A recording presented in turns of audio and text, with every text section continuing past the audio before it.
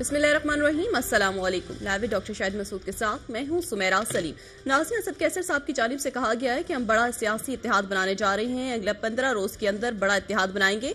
हम उस इत्तेहाद में हर उस पार्टी को मिलाएंगे जो कि हुकूमत के मुखालिफ हो। जबकि वज़ीर आज़म शहबाज शरीफ साहब से चीनी वफ्द की मुलाकात हुई है और पाकिस्तान तहरीक इंसाफ ने कहा है कि इलेक्शन तरमीमी बिल को हम सुप्रीम कोर्ट में चैलेंज करने जा रहे हैं।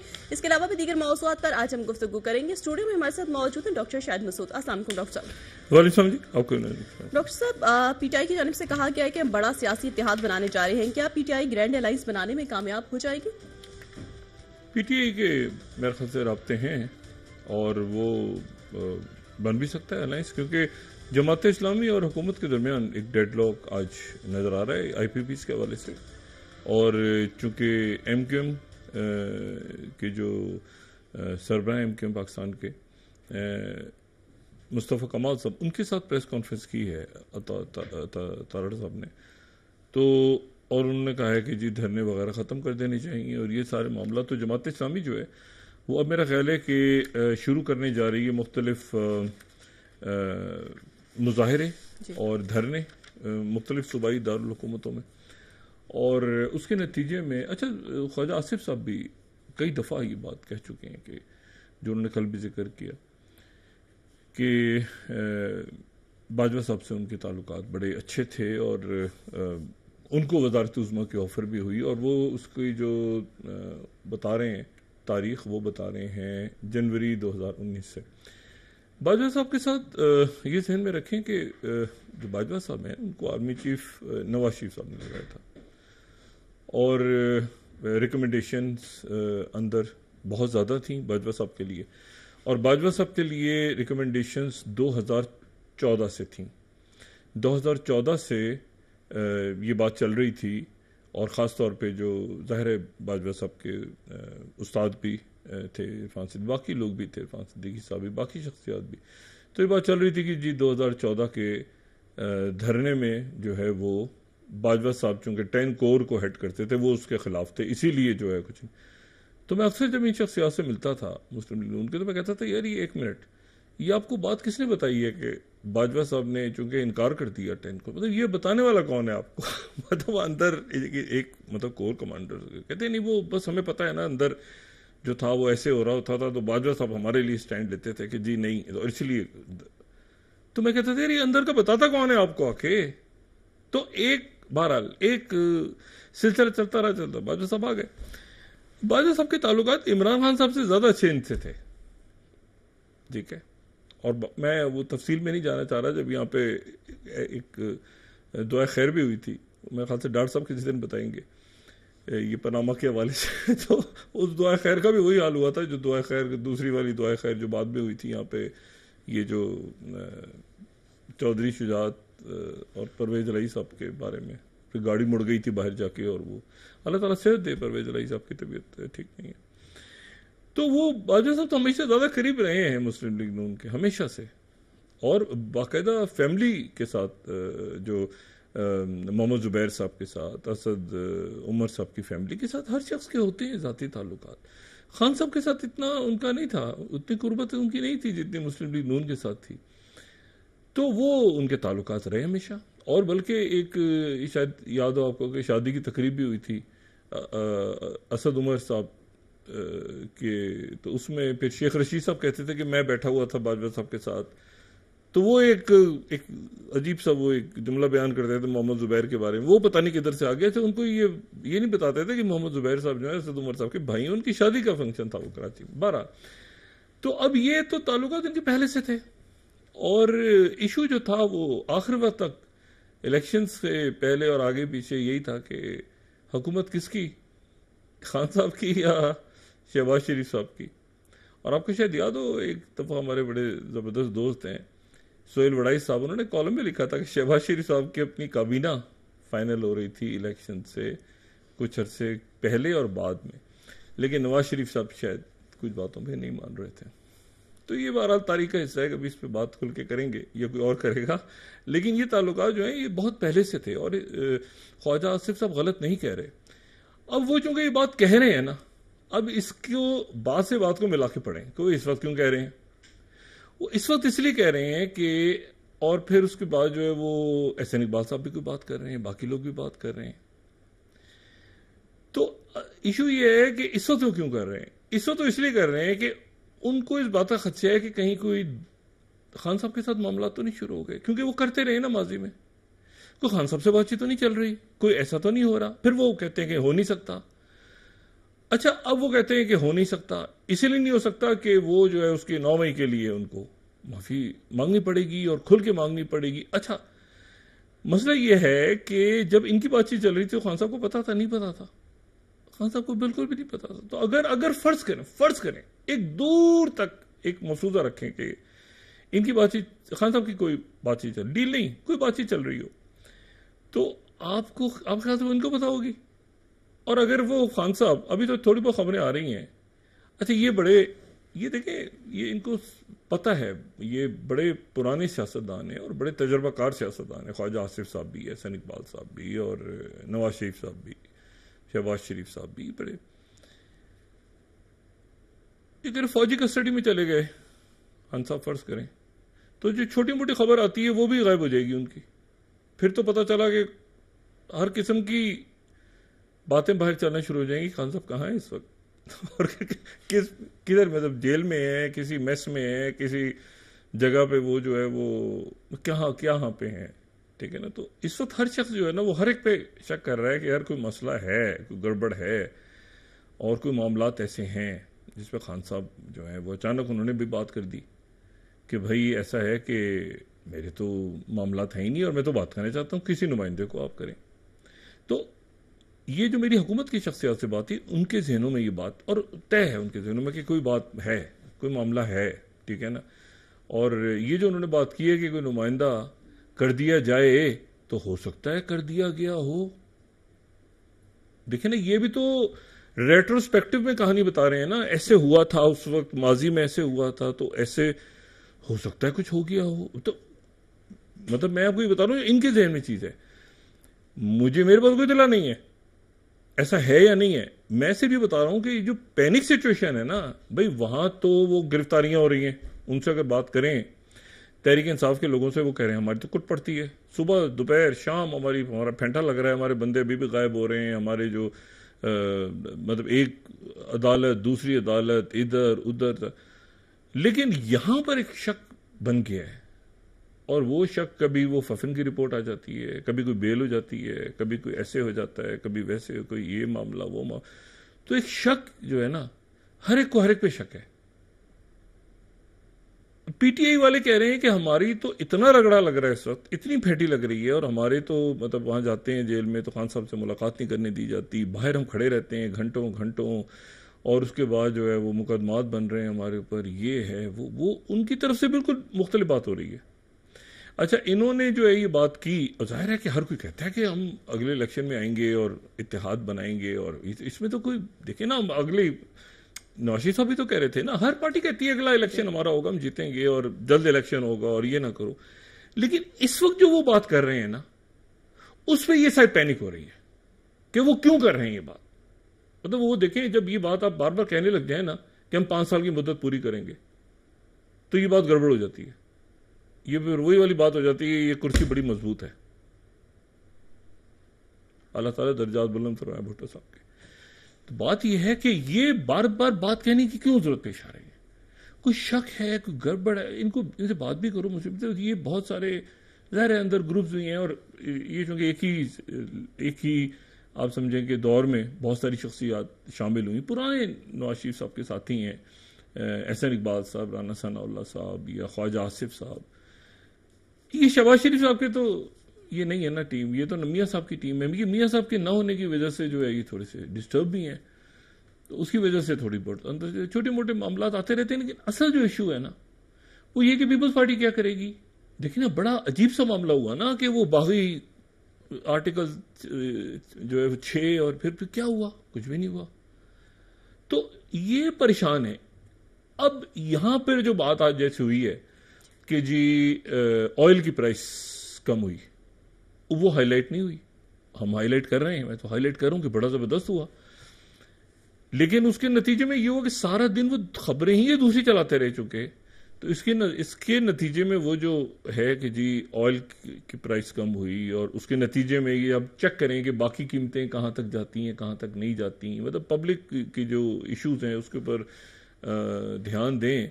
बारिशें बहुत हुई, पंजाब में बहुत बारिश हुई आज, और कराची में भी, सिंध में भी बहुत बारिशें हो रही हैं, लेकिन पंजाब गवर्नमेंट जो है उस पर एकदम से रिएक्ट करती है। सिंध रिएक्ट नहीं करता। कराची में बारिशें हो रही हैं और इश्यूज हैं, पानी जमा है, बहुत बारिशें हो रही हैं इस दफा, और डूबा हुआ था बहुत बड़ा इलाका कराची का, लेकिन अब बारिश हो रही है तो हो रही है। अब वो कैसे साफ होगा, एक तरीका है पूरा, बरसा बरस के इश्यूज हैं। अब देखें वो जो निकासी का सिस्टम नहीं बिछा हुआ, ये सूरत हाल पंजाब में भी है, लेकिन पंजाब फौरन उस पर जो है ना रिएक्ट करता है कि जी हमें क्यों कहा, मतलब कैसे हुआ। अब देखें सड़कें सूखी हुई थी, खाली थी, ये था वो था। सिंध उसको नॉर्मल लेता है कि हम कोशिश कर रहे हैं। भाई मुराद अली शाह साहब, बाकी वज़रा को, मतलब एक होता है ना कि मतलब एक हंगामा मच गया, अभी वहां पर भी तो लोग गिर रहे हैं गटर में, वहां पर भी इशूज हैं बहुत सारे, तो उसकी तो मुस्लिम लीग नून जो है ना वो थोड़ा सा रिएक्ट कर रही है, थोड़ा सा काफी ज्यादा रिएक्ट कर रही है। ये बड़ी नॉर्मल सी बात है कि ऑपोजिशन के किसी आदमी ने कह दिया आपके यहाँ तो बहुत बारिश हो रही है जी, सड़कों पे तो गंदगी फैली, उनका काम है, वो इतना भी नहीं कहेंगे तो क्या करेंगे वो, तो ये रिएक्ट ज्यादा कर रहे हैं। उसमें बुखारी साहब इंतहाई यानी एक बड़ी अच्छी नफीस खातून है, और उनका, लेकिन उनका जिम्मा चूंकि वो है गवर्नमेंट को डिफेंड करना, तो वो बात करती है। लेकिन अगर उसको नॉर्म ऐसे नॉर्मल लेना, बारिश अगर बहुत भर गई है शहर में, अब देखिए पंजाब में, लाहौर में, पुराना लाहौर जो है, बाकी जगहों पे नकासी आपका तो बरसा बरस से है, आप कैसे वहां जाके 4 महीने के अंदर सारा ठीक कर देंगे सिस्टम। वो तो पूरा सिस्टम कई सालों का है, तो उसको बस ये है कि उसमें कोई हादसा पेश आ जाए खुदा ना खास्ता, तो उसमें आपने कैसे रेस्क्यू करवाना है, वहां पे टीम्स बाहर उनको होना चाहिए, और कोशिश करें कि मतलब लोग जो है वो मतलब है कि मतलब जितनी कोशिश कर सकते हैं, ठीक है, अगर लोग काम करते हुए नजर आए बाहर मुख्तलिफ महकमों के, और उसके बावजूद भी प्रॉब्लम्स हो, लेकिन लोग बाहर हों महकमों के, तो इतना काफी है, ठीक है ना। वो निकासी आप भी हो जाएगी, काम भी।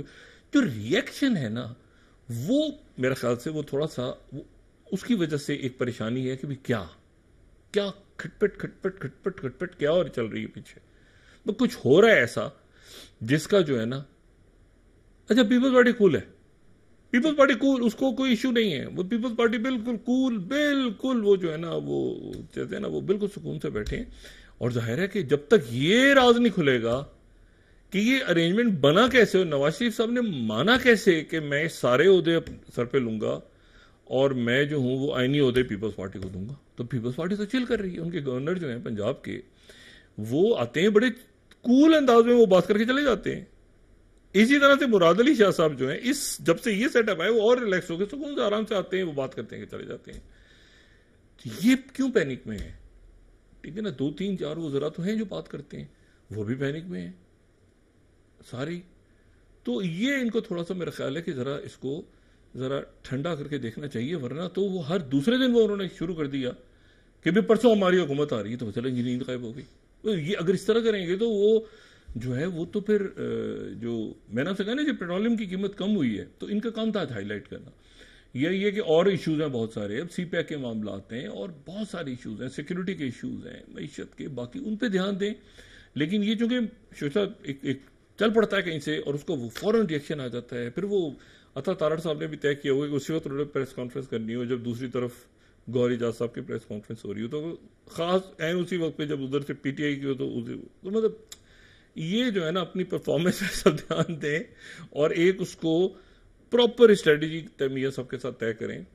प्लानिंग नहीं, स्ट्रेटेजी, प्लानिंग नहीं स्ट्रेटेजी तैयार करें कि हमने कैसे आगे, किस वक्त कैसे परफॉर्मेंस, ऑयल, पेट्रोलियम, सिक्योरिटी सारा बैठ के कंसाइज करें और उसके ऊपर आगे चलें। लेकिन अगर सारा दिन ये होता रहेगा, अदालतों के ऊपर बिल आ रहा है, ये आ रहा है, वो, तो मुल्क जो है ना एक उसमें रहेगी।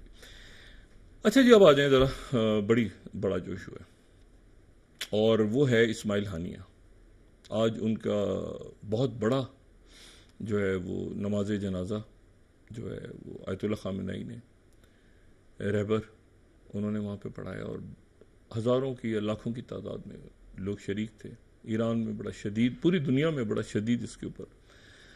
और अब ये है कि व्हाट नेक्स्ट, एक तो ये है कि क्या हुआ और दूसरा ये है कि क्या हो सकता है आगे जाने वाले दिनों, इस पे बात हो रही है।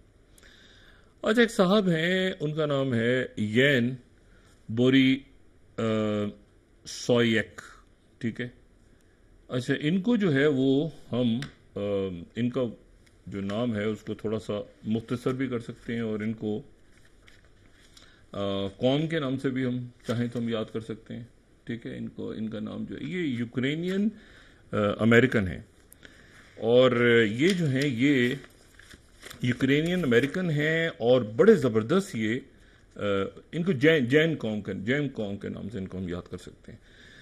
और ये जो है ये यूक्रेनियन अमेरिकन है, 18 साल की उम्र में ये जो है इन्होंने बड़ी यंग एज में, अभी भी 40s में, तो इन्होंने स्टार्टअप शुरू किया और उसके बताया जाता है कि उसी 2009 में ही इन्होंने आईफोन ख़रीदा और आईफोन की एक एप्लीकेशन इन्होंने बनाई और उसमें उसका ये था कि क्या है, मतलब क्या है कि इंग्लिश में होता है ना व्हाट्सअप, तो वो व्हाट्सअप से व्हाट्सएप हो गया।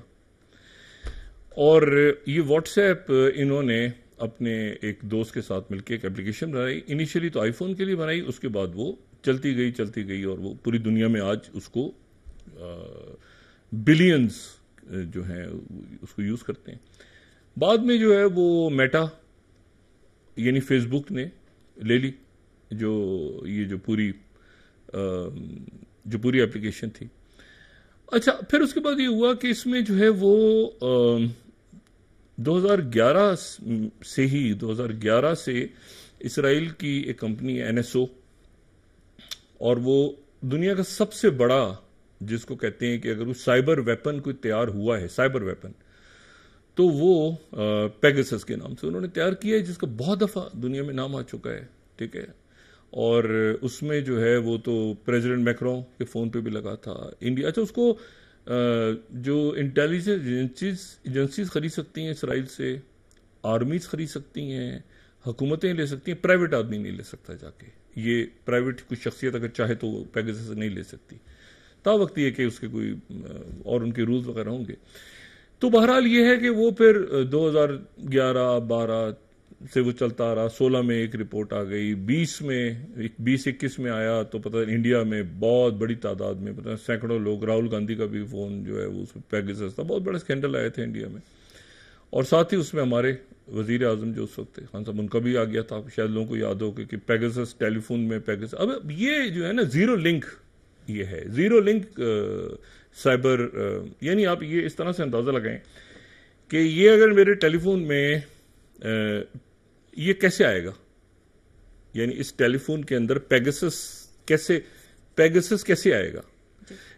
कोई भी मुझे व्हाट्सएप कॉल करे, कोई भी, और मैं उस व्हाट्सएप कॉल को रिसीव कर लूं, तो मेरे फोन के अंदर वो स्पाईवेयर आ गया। मैंने सिर्फ रिसीव करनी है टेलीफोन कॉल, ठीक है। तो यानी जीरो लिंक से मुराद, जीरो लिंक है ना, गूगल पे अब आप सर्च करते हैं तो आपने देखा गूगल पे साथ वो पूरी डिटेल्स आनी शुरू हो जाती हैं आपको, जीरो लिंक यानी आपको, तो यानी सर्च इंजन पे आपको गूगल साथ पे लिखना शुरू कर देता है पूरी डिटेल्स। तो ये इसमें ये है कि आपको किसी का टेलीफोन आया, किसी का भी आया, और आपने फोन उठाया, आपने कहा हेलो, या आपने कुछ भी नहीं कहा, या आपने सिर्फ उठा लिया फोन, तो आपके फोन इन्फेक्ट हो गया, इन्फेक्शन हो इसमें वो आ गया। अब वो जो आ गया पेगासस, अब वो क्या करेगा, वो आपके ये जो कैमरा लगा हुआ है, इस कैमरे को 24 घंटे वो, चाहे आप फोन को रातों दिनों आपकी मूवमेंट्स को रिकॉर्ड कर रहा है पेगासस। आप जितनी टेलीफोन पे बातें कर रहे हैं वो रिकॉर्ड हो रही हैं और वो जा रही हैं जहां पे उनका सेंटर है। आपकी ईमेल्स, आपके मैसेजेस, आपकी मूवमेंट, आप जानेंगे ना कैमरा ऑन है, जब कैमरा ऑन है तो ये आपका ख्याल है कि ये कैमरा जो है आप फोन रखते हैं तो क्या फोन, मतलब इसको ऑफ भी कर दें, आप टेलीफोन को ऑफ कर दें, इसको क्लोज कर दें, तो आपके ख्याल से ये फोन बंद हो जाएगा।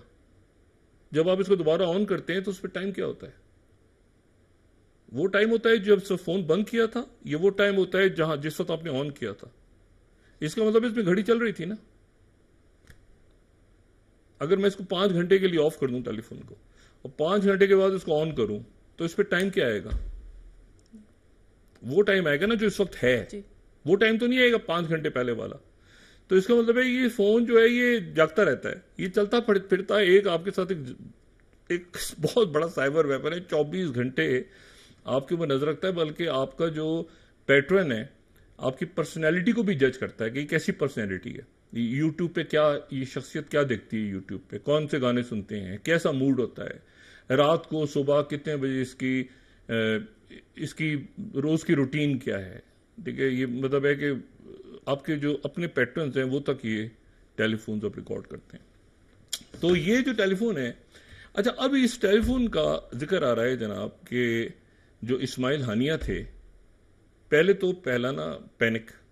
अच्छा अब न्यूयॉर्क टाइम्स की अगर मैं आज की स्टोरी पे हम बिलीव करें तो न्यूयॉर्क टाइम्स ने उस घर की तस्वीर दी है जहां पर इस्माइल हानिया मौजूद थे। अच्छा और उसमें लेकिन जो इशू है वो ये है, अच्छा जो पेगासस का नाम मैं इसलिए इस्तेमाल कर रहा हूं कि इसके जो सरबराह हैं पेगासस के, वो जो हैं वो बहुत ही ज्यादा, एक तो आप समझें कि उनका एक बैकग्राउंड है, और वो जो आईपैक है उसके बहुत बड़े डोनर हैं दुनिया में। चंद जो बड़े डोनर्स हैं वो उनमें से एक हैं, लो प्रोफाइल रखते हैं अपने आप को, लेकिन वो बहुत बड़े डोनर हैं।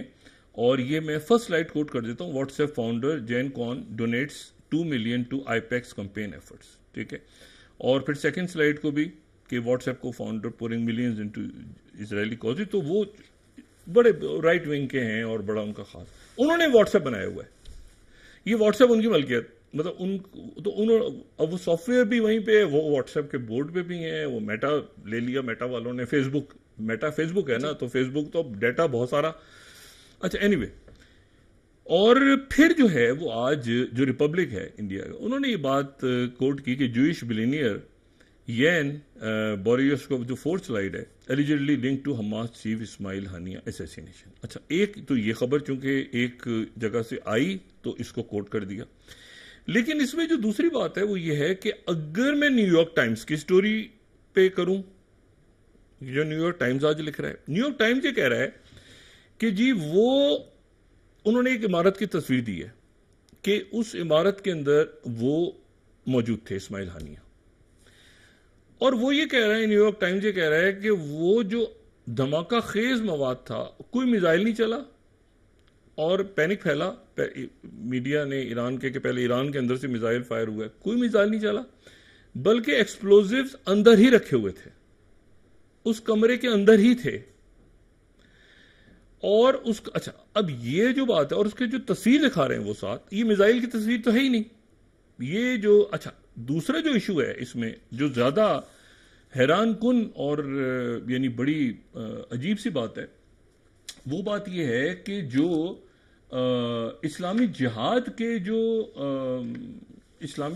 के जो सरबराह हैं, इस्लामी जिहाद जो है वो भी आप ये ध्यान में रखें कि इस अखवानुल मुस्लिमून से ही निकल के, तो जो जायद हैं उनके सरबराह, वो इस्माइल हानिया के साथ वाले कमरे में थे, दूसरी मंजिल पे भी नहीं थे, बल्कि उसी मंजिल पे साथ वाले कमरे में वो मौजूद थे। उनका कहना यह है कि दूसरे कमरे से आवाज आई बड़ी शदीद, या धमाका सा हुआ, तो वो जब आए, जैसे साथ ही मेडिकल के जो लोग थे वो भी बिल्डिंग में मौजूद थे, गार्ड्स भी थे, वो आए सारे, उन्होंने देखा तो इस्माइल हानिया की शहादत हो चुकी थी और साथ उनके गार्ड की जो साथ मौजूद थे। लेकिन धमाका खेज जो मवाद था वो बकौल न्यूयॉर्क टाइम्स के कई हफ्ते पहले या कई महीनों पहले से वहां रखा गया था। अच्छा अब वो कैसे पता चला?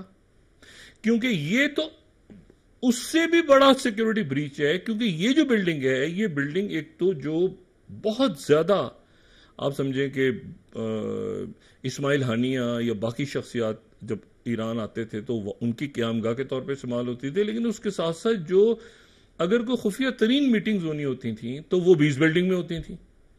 अब इस बिल्डिंग में अगर कोई बंदा वो धमाका खेज मवाद रख गया जो कि एक खास मरहले पे जिसको डेटोनेट किया, उस टेलीफोन कॉल से या जिस तरह से भी डेटोनेशन हुई उसकी, और क्योंकि इमारत तो नहीं उड़ी ना, मिसाइल होता है तो मिसाइल होता है। अब ये तो इमारत का एक कमरा उड़ा है, और साथ वाले कमरे में जो है वो इस्लामी जिहाद के लोग मौजूद हैं, दूसरे और 2 लोग ही, एक ही कमरा हिट हुआ है सिर्फ। इतना प्रिसाइज जो है इस पर अटैक है। अब जनाब अगर इस थ्योरी में हम यकीन करें और साथ हम इस पे रख लें तो फिर हम माजी में चले जाते हैं, क्योंकि आज उनकी तरफ से कहा गया है, जो इसराइल की तरफ से दावा किया गया है कि जी जुलाई में जो अटैक हुआ था वो, तो उसमें मोहम्मद दैफ जो हैं उनको भी निशाना बनाया गया था। और मोहम्मद दैफ जो हैं, इसराइल का ये कहना है, इसके ऊपर अभी तक हमास ने, यानी अब सिर्फ याहिया सिनवर मौजूद हैं, उनका कहना यह है कि मोहम्मद दैफ जो हैं वो भी जाँ बहक हो चुके हैं। अब इशू यह है कि मोहम्मद इब्राहिम मिस्री, जिनको मोहम्मद दैफ कहा गया, अच्छा मोहम्मद दैफ जो है उनका जो खान यूनस से उनका ताल्लुक, और मोहम्मद दैफ जो हैं वो इज़्ज़ुद्दीन अल-कस्साम ब्रिगेड, इज़्ज़ुद्दीन अल-कस्साम ब्रिगेड जो है ये है हमास का मिलिट्री विंग, और जो इस्लामी जिहाद है, अच्छा दोनों बुनियादी तौर पे अखवान और मुस्लिमून से हैं। फर्क ये है कि मतलब दोनों की आइडियोलॉजी में थोड़ा सा, लेकिन दोनों अखवान से ही मुतासिर हैं। जो मोहम्मद दैफ हैं उनकी जो एक इम्पॉर्टेंट बात है, जो बड़ी मेरे ख्याल से इस मरहले पे आज के दिन उसकी एक सिग्निफिकेंस भी बनती है, कि मोहम्मद दैफ जो है उन्होंने कई साल से वो जो हमास का मिलिट्री विंग है, अच्छा एक तो आप ये ध्यान में रखें ना कि हमास तो इस्माइल हानिया हो गए, इस्माइल हानिया और फिर गजा के अंदर हमास हो गई, तो वहां पे याहिया सिनवर हो गए। लेकिन हमास का जो मिलिट्री विंग है, जिसको हम इज़्ज़ुद्दीन कस्साम ब्रिगेड कहते हैं, उसके वो सरबराह मोहम्मद दैफ, तो वो इसराइल का कहना है कि वो भी हिट हो गए। अच्छा मोहम्मद दैफ जो है ये, यानी आप समझें कि तकरीबन शुरू से ही ये जो है ये एक तवील अरसे से, मेरा ख्याल है 1996 से तकरीबन या 1998 से ये जो है ये कस्साम ब्रिगेड को हेड करते रहे, और इन्होंने जो है वो ये गजा से इनका ताल्लुक, और इन्होंने केमिस्ट्री पढ़ी। मोहम्मद दैफ जो है ये वही मोहम्मद दैफ हैं जिनके बारे में था कि इनकी आंख डैमेज हो गई है, इनके बच्चे वो 2014 में सारे, इन्होंने केमिस्ट्री पढ़ी, केमिस्ट्री में इन्होंने बैचलर्स किया गजा से, और उसके बाद एक वहां पे याहिया अल अयाश के साथ ये वाबस्ता हो गए।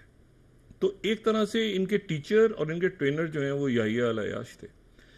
अब याहिया अल अयाश को 1996 में जो है वो निशाना बनाया शिनबेत ने, और शिनबेत ने उनको निशाना इस तरह से बनाया कि जो याहिया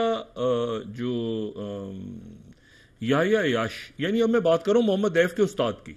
अच्छा मैं अभी करंट सिनेरियो से क्यों उसको लिंक कर रहा हूं, 1996 में चले जाएं।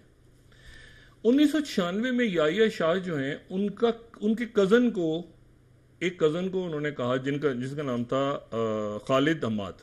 ये मैं 1996 का आपको इंडिपेंडेंट न्यूज दिखा रहा हूं। 1996 how the phone bomb was setup, 1996, ठीक है, how the phone bomb was setup. अच्छा इसमें जो है यहां पर अब ये देखिए, ये 1996, अब याहिया अयाश को कैसे निशाना बनाया, ठीक है, ये हमास के बॉम्ब मेकर थे चीफ, ये 6 महीने से एक ही घर में थे रिफ्यूजी कैंप में, और वो उसामा हम्माद के उनका एक दोस्त था, उनके अंकल जो थे वो पैट्रिक ओबन के लिए लिखते थे। अच्छा ये पैट्रिक ओबन ने कहानी पूरी लिखी। अच्छा आगे आप चलें, फिर वो कहते हैं कि जी उन्होंने कहा कि मेरे घर आके ठहरो, और जो ये कमाल हमाद हैं 43 साल के, उनको शिनबेत ने कहा कि एक टेलीफोन जो है वो तुमने किसी तरह से याहिया अयाश को देना है, एक टेलीफोन देना है बस, ठीक है, और ये उसका नंबर है, नॉट नोन टू बी, ऐसे 0 ऐसे करके बना रही है, और रास्ते में रहे, ये नंबर जाके ये टेलीफोन उसने दे दिया याहिया कमाल हमाद ने। और उसके बाद ये हुआ कि उस फोन के अंदर एक बम था, यानी उस फोन के अंदर बम वॉज इंसर्टेड। 9 बजे सेलुलर फोन बजा, इट वाज उनके बाप, उनके फादर ने कॉल की थी याहिया के, और जैसे ही उन्होंने कहा कि याहिया को फोन दो, I handed him the phone and heard him कि उन्होंने अपने वालिद से पूछा कि कैसे हो। मैं कमरे से बाहर आ गया। 5 मिनट बाद मुझे ख्याल हुआ कि शायद बातचीत खत्म हो गई हो, लेकिन मैंने देखा कि जमीन पे याहिया जो है गिरे हुए खून में लथपथ, और टेलीफोन के अंदर जो है वो एक बॉम्ब रखा हुआ था। ये है 1996, और वो जमीन पे गिरे हुए थे, और टेलीफोन से सिर्फ उन्होंने किया ये था, और ऊपर से वो टेक्नोलॉजी उन्होंने ट्रेस की, सैटेलाइट से उन्होंने कहा ये जगह है। टेलीफोन के अंदर से ही एग्जैक्टली जो था वो कान के अंदर गया, और दूसरी तरफ से एक्सप्लोसिव निकला और डेथ हो गई। इशू ये सारा कि ये दुनिया इतनी अब इस वक्त ये 1996 याहिया जो है उन्होंने ट्रेन किया इसको मोहम्मद दैफ को। मोहम्मद दैफ ने आगे से फिर ये बॉम्ब बनाने शुरू किए, ठीक है, और बॉम्बिंग्स में वो अभी हिट हुए। ये इन्होंने आज ऐलान किया, जब जनाजा हो रहा था इस्माइल हानिया का, तो वहां से इसराइल की तरफ से ऐलान किया गया, हमास की तरफ से उसकी कोई तरदीद उन्होंने की है, लेकिन गालिब उन्होंने कहा मोहम्मद दैफ को हमने जुलाई में ही जो है वो निशाना बना लिया। तो बीच में खबरें भी आई थी, लेकिन कोई उसकी वो नहीं थी, तस्दीक नहीं हो सकी। अब सूरत हाल ये है कि ये क्या टेलीफोन के थ्रू, अच्छा वक्त वाले उसके बाद बात होती है व्हाट नेक्स्ट। जी, ब्रेक के बाद डिस्कस करें। नाज़रीन वापस आते हैं एक छोटे से ब्रेक के बाद।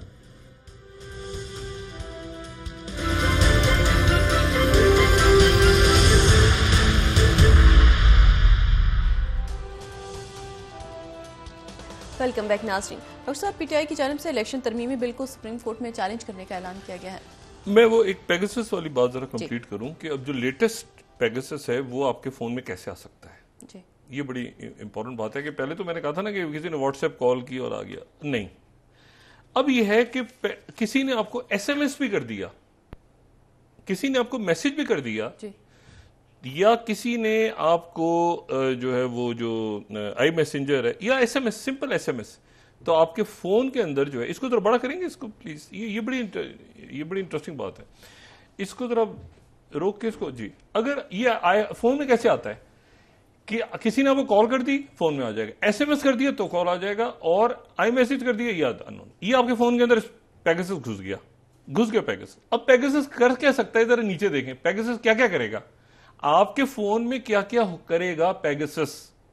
एक दफा आ गया, आपने मैसेज खोला, यार ये तो मुझे नंबर ही नहीं पता नहीं, आपके फोन के एसएमएस पढ़ेगा, ईमेल्स पढ़ेगा, फोटोज और वीडियोस को रिकॉर्ड करता रहेगा, कॉन्टेक्ट सारे निकाल लेगा, कॉल्स रिकॉर्ड करेगा, व्हाट्सएप चैट्स रिकॉर्ड करेगा, कैलेंडर में नजर रखेगा, कैमरा एक्टिवेट कर देगा, ये नीचे वाला माइक्रोफोन एक्टिवेट हो जाएगा। आपकी जितनी बातचीत हो रही है, ये फोन आपने रखा हुआ है और बातचीत हो रही है, तो वो आपकी बातचीत भी रिकॉर्ड हो रही है, आपका कैमरा भी रिकॉर्ड हो रहा है, और आपका जीपीएस डाटा भी रिकॉर्ड हो रहा है। तो ये पेगासस है जो आपका चलता, यानी जैसे मैंने पहले कहा ना, आप फोन बंद कर देते हैं, अभी जैसे 9 बजने वाले हैं फिर से रात के, तो मैं फोन बंद करूं और मैं 3 बजे रात को खोलूं फोन, या सुबह 6 बजे खोलूं, तो टाइम क्या आएगा फोन पे, सुबह के 6 बजे का आएगा।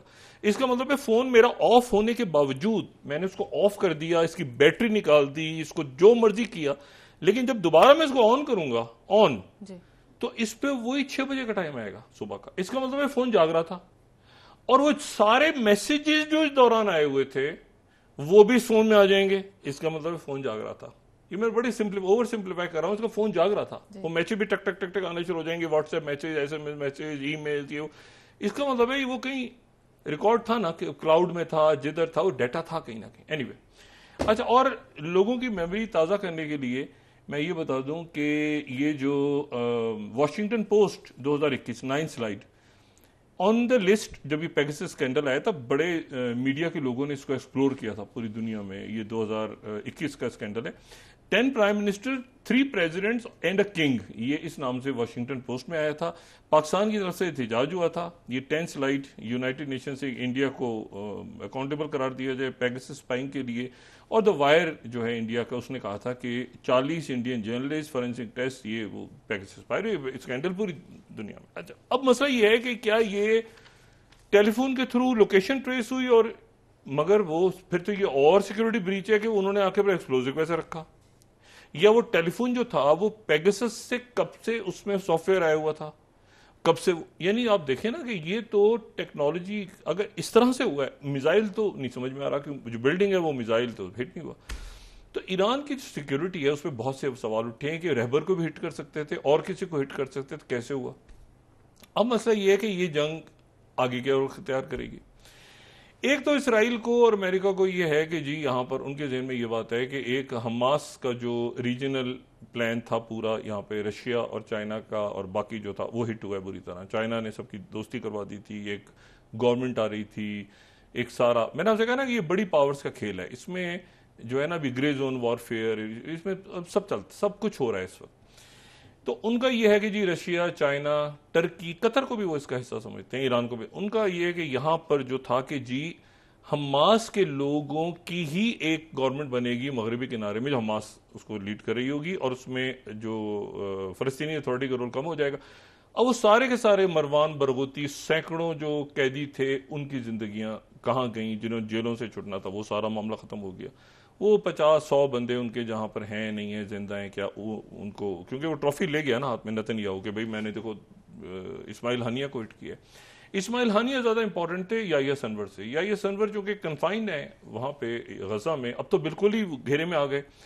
याहिया, चूंकि इस्माइल हानिया दुनिया भर में मूव करते थे, उनकी डिप्लोमेसी थी, वो मुज़ाकरात आगे पीछे, तो एक उनका एक बाहर के लेवल पे उनका, अब खलील है लेकिन वो चूंकि इलेक्ट भी हुए थे तो उनकी एक पोजीशन डिफरेंट थी।